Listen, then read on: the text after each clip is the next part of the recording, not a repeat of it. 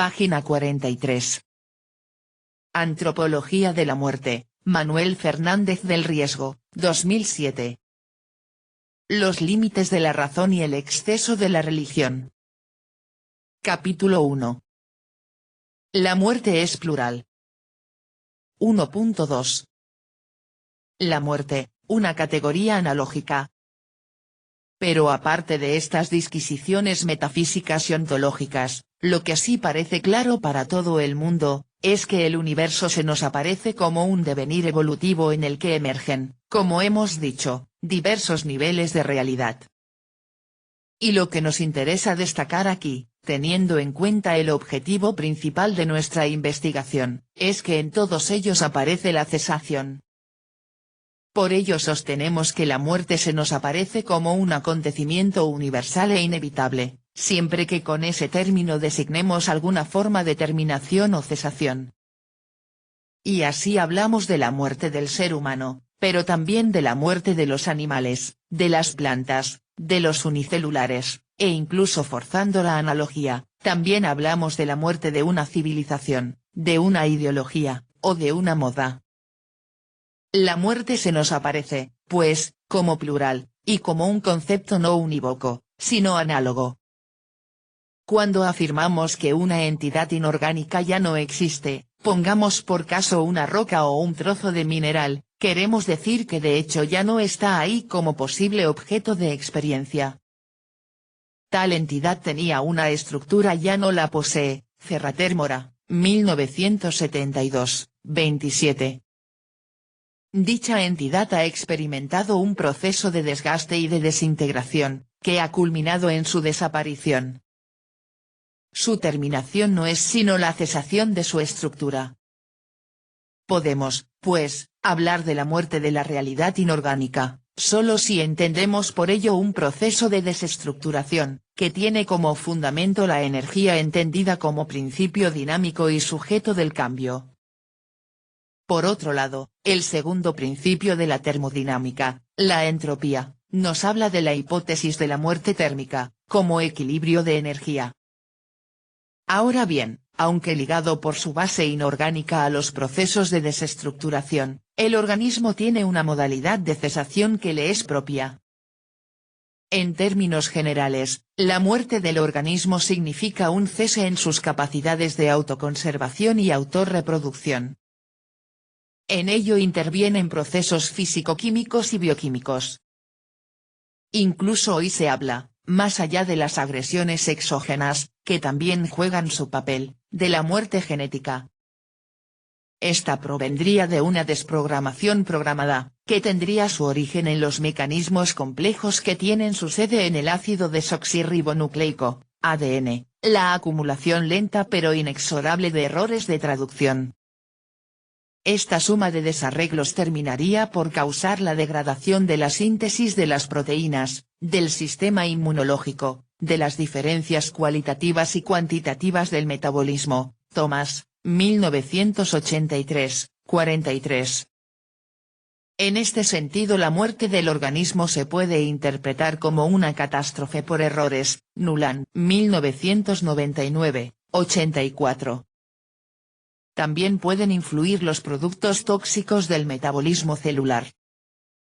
El mecanismo celular encargado de descomponer los productos tóxicos acaba por no funcionar correctamente, y los subproductos dañinos se acumulan, pudiendo incidir negativamente en la función celular y en el ADN. Además, hoy se constata el envejecimiento celular como la insuficiencia en la síntesis de las proteínas. De tal modo que se puede entender como una disfunción metabólica que puede estar relacionada con el código genético. La degradación que esto supone acaba afectando a los tejidos, a los órganos y a las funciones. Como comenta Jacques Ruffle, la muerte se revela, desde esta óptica, como el fin brutal de una larga inversión de información y energía. Desde el punto de vista fisiológico, la muerte significa la definitiva detención de las funciones vitales, seguida de la desorganización de las estructuras que componen tejidos y células. La muerte orgánica, pues, se entiende como un proceso de desorganización y desintegración irreversible. Es cierto que el grado de mortalidad varía de unos organismos a otros, pudiendo ser considerados algunos como potencialmente inmortales. Ferrater cita como ejemplo monocelulares, tejidos orgánicos configurados con células relativamente indiferenciadas, y organismos reproducibles agámicamente, comparece Ferrater Mora, 1972, 130. Las bacterias o protocariotas, por ejemplo, se reproducen mediante simple división celular, escisiparidad, duplicación del ADN, siendo pues individuos aparentemente reproducibles indefinidamente, y por ello, de alguna manera, inmortales. Hasta tal punto, que podría decirse que las bacterias que se cultivan en los laboratorios no son sino un solo y mismo individuo que subsiste desde el Paleozoico. Thomas, 1991, 52. Claro que esta inmortalidad es más bien teórica que práctica, pues en la realidad hay que contar con factores limitativos de la reproducción bacteriana, como alimento, espacio, destrucción por otros seres vivos, acumulación de desechos, etc. Es más, hay que matizar las posibilidades de reproducción celular en cultivos. Toda célula cultivada puede reproducirse cierto número de veces, que varía según su naturaleza, hasta un límite que nunca se pasa, cualesquiera que sean las condiciones nutritivas. Routhier, 1988, 252, 254. Junto a ello hay que contar con otros enemigos como las radiaciones, temperaturas inadecuadas, choques y presiones, etc. Además, esta inmortalidad potencial, como interpretación de estos experimentos, no deja de suscitar sus dudas, especialmente con relación al tema de la individualidad. Un paramecio, por ejemplo, se puede dividir sucesivamente, pero cabe hablar con propiedad, en este caso, de la inmortalidad del individuo. En verdad, ¿no podemos decir que la célula original muere cuando se extingue? La individualidad en esta ocasión se torna un tanto imprecisa. Y lo mismo ocurre con las lombrices de tierra que se subdividen en dos o más individuos, y con organismos sin un sistema nervioso plenamente centralizado, como los erizos de mar o las esponjas. Con Ferrater podemos decir que, lo que se llama muerte será la desindividualización de una mínima individualidad. Ferrater Mora, 1972, 141. Thomas, 1983, 84 y S.S. Chauchar, 1972, 57. Basabe, 1965, 116. Y lógicamente, el sentido del término muerte aumentará a medida que se aplique a entidades que presenten un mayor grado de individuación y diferenciación estructural. No obstante, como comenta Routhier, la evolución biológica ha preferido la reproducción sexual, con sus posibilidades de cambio e innovación, gracias a las combinaciones y mutaciones genéticas, frente a la bacteriano-agámica y su conservatismo, que siempre reproduce lo mismo. Cada hijo es mestizo de sus padres. El polimorfismo genético que entrañan las modificaciones sexuales permitirá aportar a menudo una respuesta eficaz a las exigencias de la selección. Routhier, 1988, 51.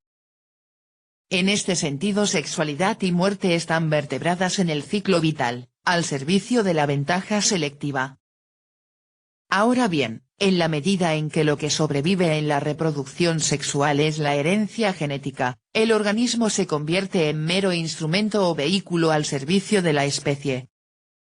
Esta manera de enfocar la cuestión ha sido muy explotada por la moderna sociobiología, y especialmente, por la genética de poblaciones. Wilson, 1984, Capitán 5, 338 y S.S. Dawkins, 1979, 221 y S.S. La difusión del patrimonio genético es el fin último del ser vivo. La muerte, en fin, se nos revela como funcionalmente necesaria para la vida, pues sin ella no hubiera sido posible la evolución de las especies.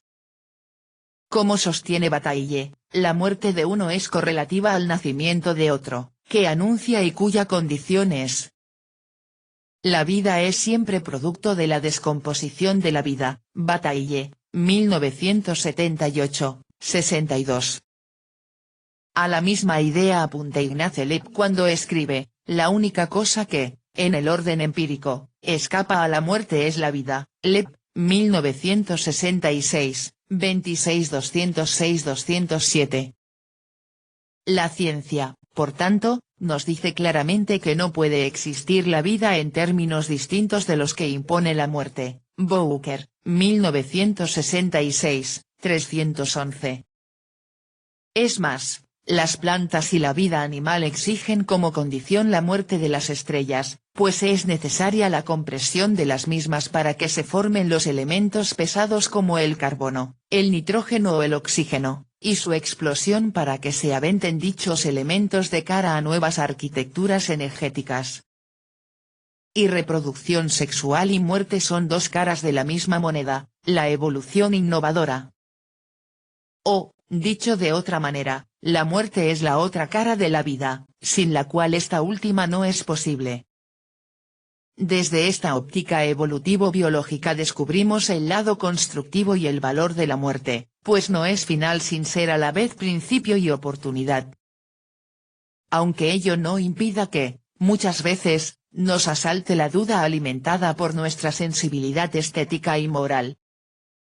Al respecto son oportunas las palabras de Bobbio, no estoy en condiciones de dar una respuesta a la pregunta angustiosa de por qué vivimos sin haberlo pedido, en un universo en el que el pez grande tiene necesidad para vivir de comerse al pez pequeño, es el clásico ejemplo de Spinoza, y el pez pequeño no parece tener otra razón de existir que aquella de dejarse comer. No parece que el mundo humano haya seguido un curso muy distinto, salvo que alguna vez los peces pequeños, uniéndose, hayan sido capaces de destruir al pez grande, pero ¿a costa de qué sacrificios, de qué sufrimientos, de cuánta sangre derramada? 1997, 204. Página 47.